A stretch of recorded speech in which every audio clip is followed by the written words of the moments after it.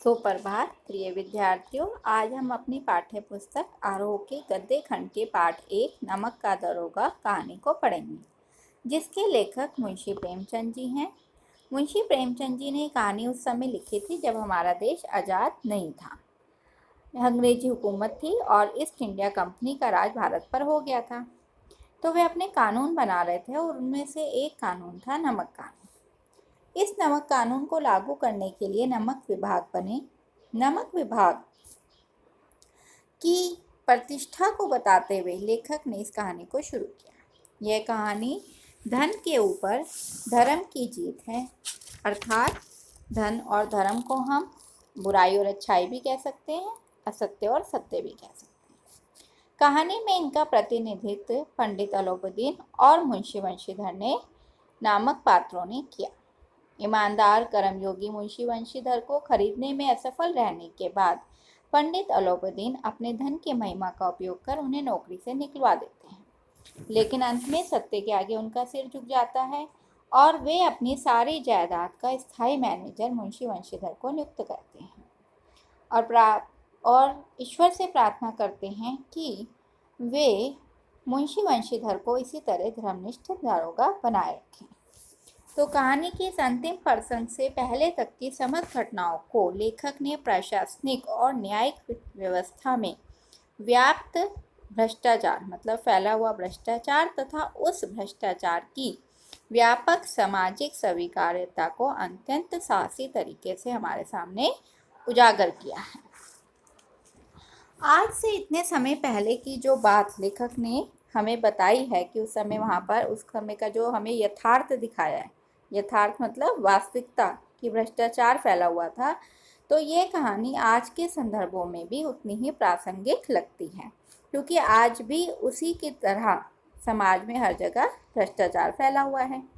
आगे जो इस कहानी में लेखक ने दिखाने की कोशिश की है वो ये कोशिश की है कि किस तरह इस भ्रष्टाचार की अव्यवस्था में जो ईमानदार मनुष्य होता है वो अकेला पड़ जाता है और निराश हो जाता है। लेखक ये भी मानते हैं कि यथार्थवाद हमको निराशावादी बना देता है, मानव चरित्र पर से हमारा विश्वास उठ जाता है, हमको चारों तरफ बुराई ही बुराई नजर आने लगती है। अतः लेखक ने इस कहानी का अंत सत्य की जीत के साथ किया है। तो आइए कहानी शुरू करते हैं। मैं अनु मनोचा नमक का दरोगा कहानी की व्याख्या आपके सामने प्रस्तुत करती हूँ। नमक का दरोगा। जब नमक का नया विभाग बना और ईश्वर प्रदत्त वस्तु क्या? नमक ईश्वर के द्वारा दी गई वस्तु। नमक के व्यवहार करने का निषेध हो गया। व्यवहार का मतलब होता है लेन देन, कि कोई भी व्यक्ति इसका लेन देन निषेध अर्थात मनाही हो गई, नहीं करेगा। लोग चोरी छिपे इसका व्यापार करने लगे। तो लोग क्या करने लगे? चोरी छिपे इसका व्यापार करने लगे। अनेक प्रकार के छल प्रपंचों का सूत्रपात हुआ। तो जब कोई व्यक्ति किसी का चीज़ का व्यापार चोरी छिपे करता है तो वो सीधे सीधे तो हो नहीं सकता। तो अनेक प्रकार के छल, धोखे, मक्कारियाँ होने लगी। कोई घूस से काम निकलवाता था, घूस मतलब रिश्वत से, तो कोई चालाकी से। अधिकारियों के भी पोबारा थे। पोबारा का मतलब होता है मज़े, उनको भी लाभ के अवसर मिलने लगे। पटवारीगिरी का सर्व सम्मानित पद छोड़कर लोग इस विभाग की बरकंदाजी करने को भी तैयार थे। बरकंदाजी का मतलब होता है जैसे एक सिपाही बंदूक लेकर खड़ा हो जाता है, चौकीदारी करता है। मतलब कहने का तात्पर्य यह है कि नमक विभाग में लोग चौकीदारी भी करने को तैयार थे और उसके लिए वह पटवारीगिरी का सर्व सम्मानित, इतना सम्मानित पद भी छोड़ने को तैयार थे। इसके दारोगा पद के लिए तो वकीलों का भी जी ललचाता था, वे भी चाहते थे कि हमें दारोगा पद मिल जाए। यह वह समय था जब अंग्रेजी शिक्षा और ईसाई मत को लोग एक ही वस्तु समझते थे। तो जैसा हम जानते हैं कि अंग्रेजों से पहले भारत के कई हिस्सों पर मुगल शासकों का राज था और वो फारसी अधिक बोली जाती थी। तो लोग जो थे और अंग्रेजी शिक्षा लेकर आए हुए थे, तो लोग क्या करते थे? अंग्रेजी शिक्षा यानी कि अंग्रेजी को और ईसाई मत अर्थात उनकी जो भाषा थी फारसी, उसको एक ही समझते थे। फारसी का प्रलभ भी ज़्यादा था, फारसी ज़्यादा प्रयोग में लाई जाती थी क्योंकि अंग्रेजों से पहले तो मुगल शासक ही थे। प्रेम की कथाएं और श्रृंगार रस के काव्य पढ़ के फारसीदार लोग सर्वोच्च पदों पर नियुक्त हो जा करते थे और उन लोगों को नौकरी जल्दी से मिल जाती थी जो फारसी जानते थे। मुंशी वंशीधर भी जुलेखा की विरह कथा समाप्त करके मजनू और फराद के प्रेम वृत्तांत को, नल और नील की लड़ाई और अमेरिका के आविष्कार से अधिक महत्व की बातें समझते हुए रोजगार की खोज में निकल गए। इस लाइन का अर्थ यह है कि लेखक ने भी अपनी जो पढ़ाई पढ़नी थी वो पढ़ी और उसके बाद वो भी नौकरी की तलाश में निकल गए। तो उस समय नया नया नमक विभाग का कानून बना था। उनके पिता एक अनुभवी पुरुष थे और जब वो नौकरी में जाने लगे तो उनके पिता ने उन्हें समझाया, बेटा घर की दुर्दशा तो तुम देख ही रहे हो कि बहुत गरीब हैं, ऋण के बोझ से भी दबे हुए हैं, कईयों का कर्जा हमारे सर पे है, लड़कियां हैं वह भी घास फूस की तरह बढ़ती हुई चली जाती हैं। मतलब जो लड़कियां हैं वो भी अब शादी लायक हो चुकी हैं, उनकी भी शादी करनी है, उसके लिए भी पैसा चाहिए। मैं कगारे पर का वृक्ष हो रहा हूँ और मैं भी कगारे मतलब किनारे का वृक्ष हो रहा हूँ, ना जाने कब गिर पड़ूँ, अर्थात मेरी भी मृत्यु कभी भी हो सकती है। अब तुम ही घर के मालिक हो, मुख्तियार हो, तुम्हारे पर ही सारी जिम्मेदारी हो, तुम ही घर के मुखिया हो। नौकरी में ओहदे की ओर ध्यान मत देना। नौकरी ढूंढ रहे हो तो उसमें पद की ओर ध्यान मत देना, ये तो पीर का मज़ार है, निगाह चढ़ावे और चादर पर रखनी चाहिए। मतलब तुम पद मत देखना, बस पैसा देखना। ऐसा काम ढूंढना जहाँ ऊपरी आय हो। ऊपरी आय का मतलब ऊपर से मासिक वेतन तो मिले, मंथली इनकम जो हमें मिलती है वो तो मिले, लेकिन ऊपर से और आय भी मिले। क्यों? क्योंकि मासिक वेतन तो पूर्णमासी का चांद है। आपने साइंस में पढ़ा होगा कि जो पूर्णिमा का जो मून होता है वो क्या होता है, पूरा दिखाई देता है। मासिक वेतन जो हमें मंथली सैलरी मिलती है वो पूरी दिखाई देती है, लेकिन जैसे ही दिन बढ़ते रहते हैं वैसे ही वो क्या होता है, ख़त्म हो जाती है। हमारी जो इनकम होती है वो ख़त्म होने लगती है। लेकिन जो ऊपरी आय होती है वो बहता हुआ स्रोत है, वो हमें मिलती रहेगी सदैव, हमारी उनसे ही प्यास बुझती है। मतलब उनके पिता के कहने का तात्पर्य ये था कि मासिक वेतन से कुछ नहीं होता, ऐसा पद ढूंढना जिसमें ऊपरी आय भी हो। वेतन मनुष्य देता है, इसी से उसमें वृद्धि नहीं होती, इसलिए उसमें वृद्धि नहीं होती क्योंकि वो मनुष्य देता है। ऊपरी आमदनी ईश्वर देता है, वो तो ईश्वर मतलब हमारा अगर लग गया तो हमें ज़्यादा भी मिल सकती है, कम भी मिलती है और इसी में ही बरकत होती रहती है। तुम स्वयं विद्वान हो, अब तुम्हें मैं क्या समझाऊं। इस विषय में विवेक की बड़ी आवश्यकता है। विवेक मतलब समझदारी की बड़ी आवश्यकता है। तुम नौकरी तो ढूंढने जा रहे हो, लेकिन ध्यान रखना उसमें मासिक वेतन तो हो उसके साथ ऊपरी आय भी हो। मनुष्य को देखो, उसकी आवश्यकता को देखो और अवसर को देखो। तुम देखना जहाँ पर तुम नौकरी ढूंढ रहे हो उसके उपरांत जो उचित समझो वही करना। गरज वाले आदमी के साथ कठोरता करने में ही लाभ है। गरज वाले मतलब जो व्यक्ति ज़रूरतमंद हो, उससे तो तुम ज़्यादा भी ले सकते हो रिश्वत, लेकिन बेगरज को दाव पर पाना ज़रा कठिन होता है और जिसे ज़रूरत नहीं है उससे थोड़ा सा मुश्किल हो जाता है दाव पाना, मतलब रिश्वत पाना। तो इन बातों को निगाह में बांध लो, यही मेरी जन्म भर की कमाई है, यही मेरा मतलब ज़िंदगी भर का जो तजुर्बा है, जो अनुभव है वो यही है। अब पिता का आशीर्वाद पाकर मुंशी वंशीधर जो थे वो आज्ञाकारी पुत्र थे। पिता का आशीर्वाद पाकर घर से निकल पड़े। उन्होंने अपने पिता की बातें बड़े ध्यान से सुनी और तब घर से चल खड़े हुए। इस विस्तृत संसार में उनके लिए धैर्य उनका मित्र था, बुद्धि ही उनकी पथ प्रदर्शक थी और आत्मावलंबन यानी कि आत्मनिर्भर होना ही उनका सबसे बड़ा सहायक था। लेकिन अच्छे शकुन से चले थे, जाते ही जाते नमक विभाग के दारोगा पद पर प्रतिष्ठित हो गए। यानी कि उन्हें नमक विभाग के दारोगा पद, जिसके लोग क्या थे, बहुत लालच थे, बहुत लालसा रखते थे कि वे उन्हें मिल जाए, उस पर जो वो नौकरी किसको मिल गई, मुंशी वंशीधर। वेतन अच्छा था और ऊपरी आय का तो ठिकाना ही नहीं था। वृद्ध मुंशी जी को जब ये सुख संवाद मिला, सुख संवाद का मतलब जब उन्हें ये समाचार मिला कि उनके बेटा जो है वो किसकी पद पर कार्यरत हो गया है, नमक विभाग के दारोगा पद पर, तो फूले न समाये, बहुत खुशी हुई उन्हें। महाजन कुछ नरम पड़े, महाजन मतलब जिनसे उन्होंने ऋण ले रखा था वो लोग कुछ नरम पड़ गए कि भाई अब तो नौकरी लग गई बेटे की, अब तो ये दे ही देंगे।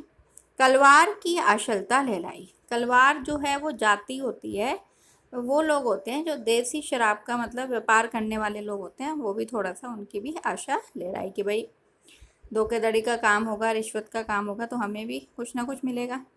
पड़ोसियों के हृदय में शूल उठने लगे और पड़ोसियों को भी क्या होने लगी, जलन होने लगी कि भाई इतने अच्छे पद पर नौकरी मिल गई।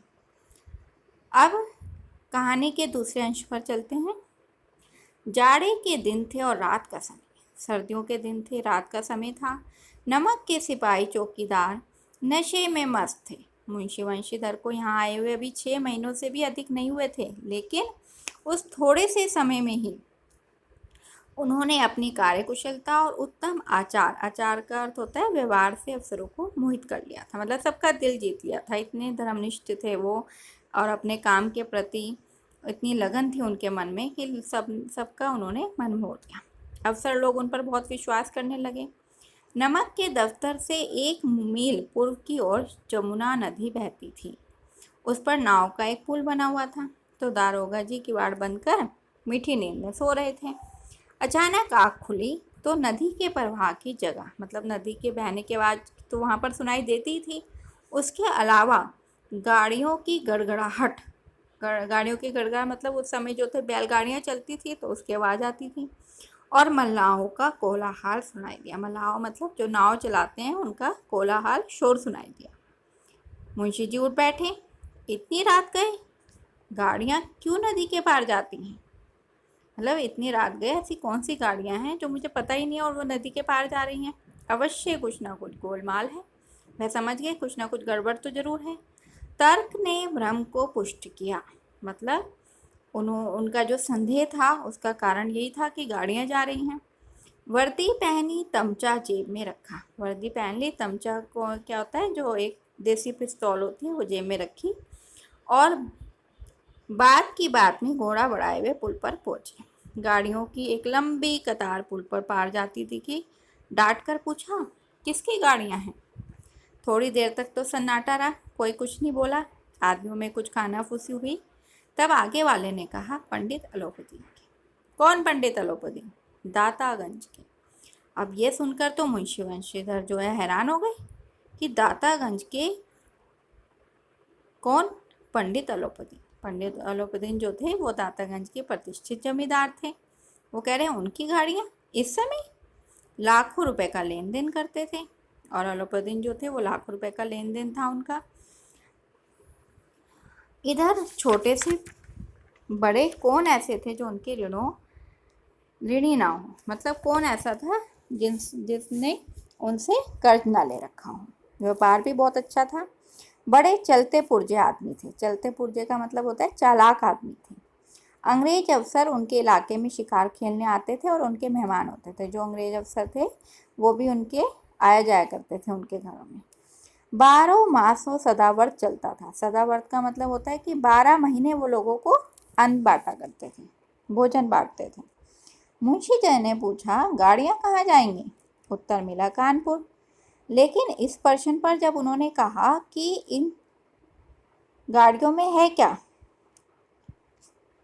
तो सब लोग गूंगे हो गए, मतलब चुप हो गए। तो उन्होंने कहा कि जोर से बोले, क्या तुम सब गूंगे हो गए हो? मैं पूछता हूँ इसमें क्या है? जब इस बार भी कोई उत्तर नहीं मिला तो उन्होंने घोड़े को एक गाड़ी से मिलाकर बोरे को टटोला, तो उनका भ्रम जो है वो दूर हो गया, क्योंकि उसमें क्या थे, नमक के ढेले। और मुंशी वंशीधर पहले ही जानते थे कि कुछ ना कुछ तो गड़बड़ है। नमक का जो व्यापार था उस समय उसके लिए मनाही थी, और पंडित अलोपदीन वही कर रहे थे, नमक के ढेलों को ले जा रहे थे। पंडित अलोपदीन अपने सजीले रथ पर सवार कुछ सोते जागते, वो पीछे ही आ रहा था उनका रथ। अचानक गाड़ी वालों ने आवाज़ लगाई, घबराए हुए थे और बोले, महाराज, दारोगा ने गाड़ियाँ रोक दी है और आपको बुला रहे हैं। पंडित अलोपदीन का लक्ष्मी जी पर अखंड विश्वास था। वो थोड़े बेचैन थे। उन्होंने कहा, वे कहा करते थे कि संसार का तो कहना ही क्या, स्वर्ग में भी लक्ष्मी का ही राज्य है। मतलब उनके कहने का मतलब ये था कि पैसा देकर सारे काम हो जाते हैं, कोई ऐसा कार्य नहीं है जो बिना पैसे के हो जाए या पैसे देकर ना हो पाए। इन्हें वे जैसे चाहती हैं न चाहती हैं। लेटे लेटे वे गर्व से बोले, चलो हम आते हैं। यह कहकर पंडित जी ने बड़ी निश्चिंता से पान के बीड़े लगाकर खाए। उन्हें मतलब पूरा विश्वास था अपनी, उन्हें अखंड लक्ष्मी पर अखंड विश्वास था। उन्हें विश्वास था कि जो है अभी पैसे ले देकर सब काम हो जाएगा। फिर लिहाफ ओढ़े हुए, लिहाफ मतलब होता है पतली रजाई ओढ़े हुए, दरोगा के पास आकर बोले, बाबूजी आशीर्वाद कहिए, हमसे ऐसा कौन सा अपराध हुआ है जो आपने गाड़ियाँ रोक दी? हम ब्राह्मणों पर तो आपकी कृपया दृष्टि रहनी चाहिए। मतलब वो जो है बात करने लगे कि क्यों रोक दिया आपने मेरी गाड़ियाँ? वंशीधर रुखाई से बोले, सरकारी हुक्म। पंडित अलोबद ने हंसकर कहा, हम सरकारी हुक्म को नहीं जानते और ना ही सरकार को, हमारे सरकार तो आप ही हो। अब वो कोशिश कर रहे हैं कि मुंशी वंशीधर जो क्या ले लें, उनसे रिश्वत ले लें। हमारा और आपका तो घर का मामला है, जैसे कैसे हम इसे यहीं पर निपटा लेते हैं, हम कभी आपसे बाहर हो नहीं सकते। आपने व्यर्थ का ही कष्ट उठाया, यह हो ही नहीं सकता कि इधर से जाएं और इस घाट के देवता को भेंट ना चढ़ाएं। वही हो गया ना कि वहाँ का जो दारोगा पद पर जो प्रतिष्ठित है उस व्यक्ति को हम भेंट ना चढ़ाएं, मतलब रिश्वत ना दें, ऐसा नहीं हो सकता। आपकी जो भी सेवा पानी है हम कर देंगे। मैं तो आपकी सेवा में स्वयं ही आ रहा था। वंशीधर पर ऐश्वर्य की मोहिनी वंशी का कुछ प्रभाव नहीं पड़ा। वह समझ तो गए कि अलोपदीन क्या कहना चाहते हैं, लेकिन वो ठहरे बहुत ईमानदार। तो ईमानदारी की नई उमंग थी, जोश था, नया नया नौकरी लगी थी। कड़क कर बोले, हम उन नमक हरामों में से नहीं हैं जो कोड़ियों पर अपना ईमान बेचते हैं। कोड़ियाँ मतलब होती है बहुत सस्ते मूल्य पर। मुझे अधिक बातों की फुर्सत नहीं है। जमादार बदलू सिंह, और वो जो अपना सिपाही है उसको बुलाते हैं बदलू सिंह को कि तुम इन्हें हिरासत में ले लो, मैं हुक्म देता हूँ, मतलब इन्हें पकड़ लो। पंडित अलोपदीन स्तंभित हो गए, हैरान हो गए। गाड़ी वालों में हलचल मच गई। अरे भाई, हम तो सारे जाएंगे अब थाने में। पंडित जी के जीवन में कदाचित ये पहला ही अवसर था, मतलब उससे पहले भी ये बहुत ऐसे काम करते रहे, लेकिन ये पहला मौका था कि पंडित जी को ये ऐसी कठोर बातें सुननी पड़ी। बदलू सिंह आगे बढ़ा, किंतु रोब के मारे उस पर सांस नहीं हुआ, क्योंकि बदलू सिंह भी जो था, जब रिश्वत बढ़ती तो उसे भी कुछ ना कुछ मिलता, तो उसके अंदर इतना साहस नहीं हुआ कि अलोपदीन का हाथ पकड़ सके। पंडित जी ने धर्म को धन का ऐसा निरादर करते तो कभी नहीं देखा था। उन्होंने विचार किया, ये तो बड़ा ही उदंड लड़का है। उदंड मतलब जिद्दी है, ऐसे नहीं मानेगा, इसे थोड़ा सा और लालच देता हूँ। माया मोह के जाल में अभी नहीं पड़ा है, अल्हड़ है। अल्हड़ मतलब अभी नई नई नौकरी लगी है, झिझकता है कहने में कितना चाहिए क्या चाहिए। बहुत दीन भाव से बोले, बाबू साहब ऐसा ना कीजिए, हम मिट जाएंगे, इज्जत धूल में मिल जाएगी। हमारा अपमान करने से आपके हाथ क्या आएगा? हम किसी तरह आपसे बाहर थोड़े ना हैं। ऐसा मत कीजिए भाई, ऐसा तो हम क्या होगा, अगर जेल में जाएंगे, हथकड़ियाँ पहना दोगे तुम हमारे हाथ में तो हमारी बदनामी होगी। वंशीधर ने कठोर स्वर में कहा, हम ऐसी बातें नहीं सुनना चाहते। अलोपदीन ने जिस सहारे को चट्टान समझ रखा था, उन्होंने समझा था कि पैसे ही सब कुछ है, पैसे से मैं सब कुछ खरीद ले सकता हूँ, लेकिन वह पैरों के नीचे खिसकता हुआ मालूम हुआ। उन्होंने कहा, ये तो ऐसे मान नहीं रहा है। स्वाभिमान और धन ऐश्वर्य की कड़ी चोट लगी। अब स्वाभिमान यानी कि उनका बहुत ज़्यादा प्रतिष्ठा थी समाज में, अब वो भी, उसमें भी आघात हुआ, यानी कि वो भी जाएगी और धन ऐश्वर्य भी।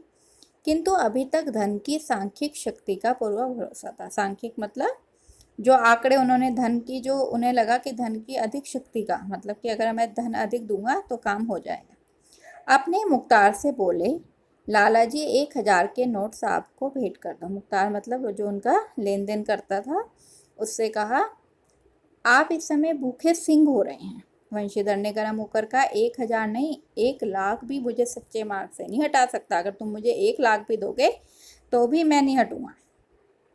धर्म की बुद्धिहीन दृढ़ता, दृढ़ता मतलब मजबूती, कि धर्म इतना मजबूत है और देव दुर्लभ त्याग पर मन बहुत झुंझला है। अलोपदीन बहुत ज़्यादा झुंझला रखा था उस समय। देव दुर्लभ यानी कि देवताओं में भी ये गुण जल्दी से नहीं मिलता है। तो ये कैसा बुद्धिहीन व्यक्ति है जो धर्म की दृढ़ता को इसने पकड़ा हुआ है, मजबूती को। अब दोनों शक्तियों में संग्राम होने लगा। मुंशी वंशीधर की शक्ति कौन सी थी? धर्म की। और अब अलोपदीन की शक्ति कौन सी थी? धन की। धन ने उछल उछल कर आक्रमण किया, यानी कि अब वो उसे तरह तरह के प्रलोभन देंगे।